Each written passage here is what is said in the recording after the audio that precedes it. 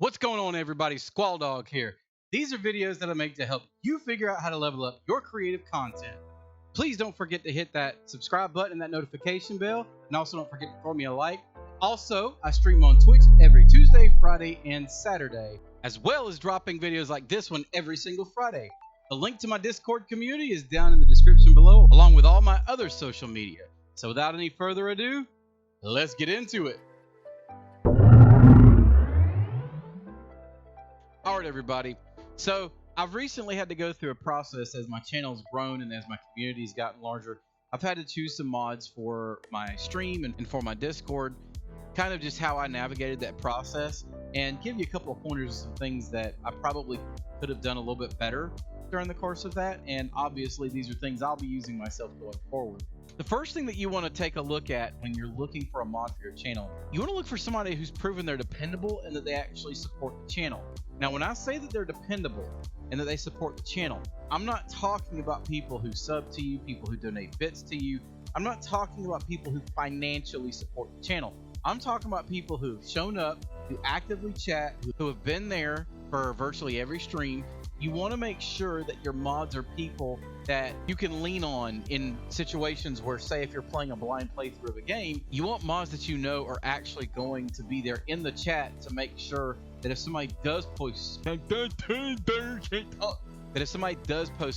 material, or if somebody does post something that's, backseating comments, if you don't allow those types of things, you want to make sure that you've got people who are going to, one, catch that and actually deal with it swiftly. Also want to make sure they're dependable from the standpoint that they're actually going to listen to what you want to do with your channel. They're going to have the same vision.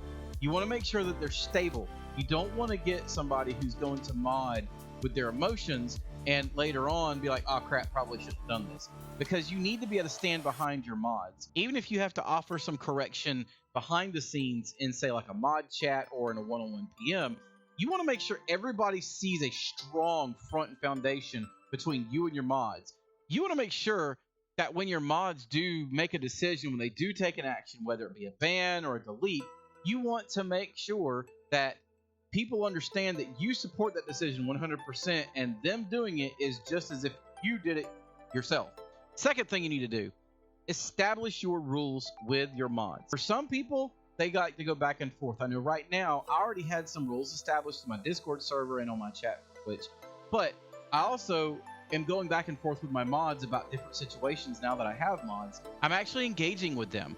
I'm asking their opinion, and then when I get their opinion, I come up with a few different choices, we vote on it, and boom, it's a new rule for the stream and for the chat. Because you want your mods' input. You want your mods to be able to tell you things that they see, because they're things that you are not going to see. You're not going to see it through the same lens that they will. You want their input. Otherwise, what's the point? And then the last thing that you want to make sure you do is make sure that you establish with your mods that they have the freedom to interpret these rules as needed on a case-by-case basis.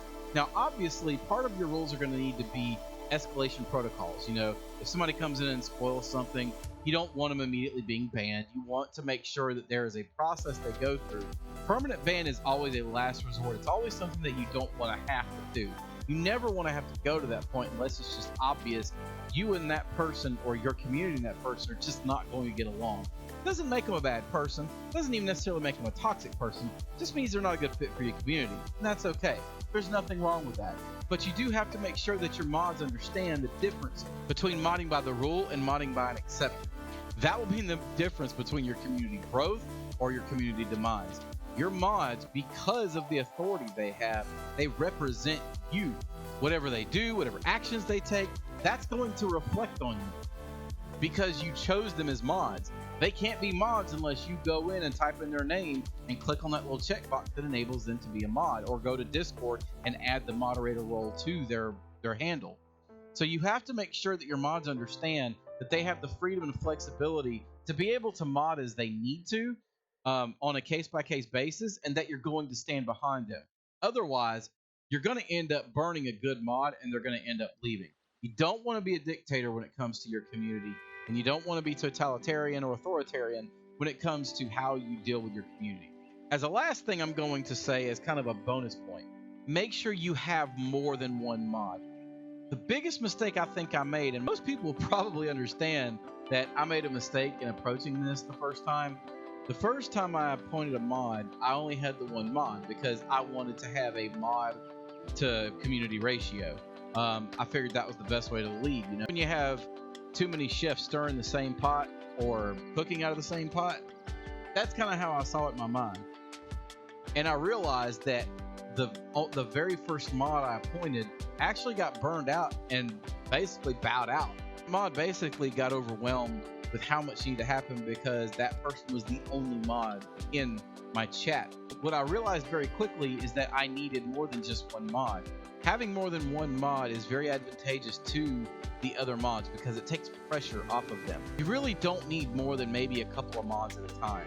A couple of mods at a time can actually catch what's going on, even with a fairly busy chat. You want to make sure you've got at least one or two people available, or more if you can, so that way one person is not overwhelmed thinking that it's all on them. Being a mod has kind of become a bit of a thankless job in a community. People don't realize how much pressure there really is on mods. Let's recap.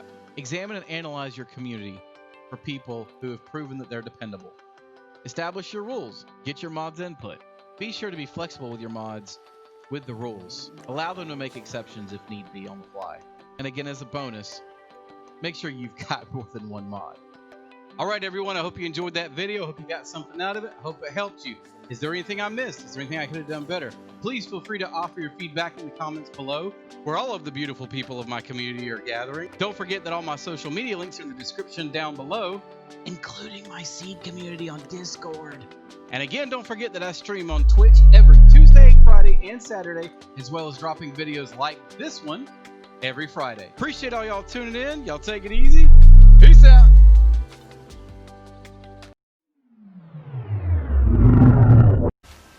Now, we got to be very quiet. We're coming up on a snapjaw. One of the most dangerous creatures in all of Horizon Zero Dawn. I'm gonna poke it with a stick.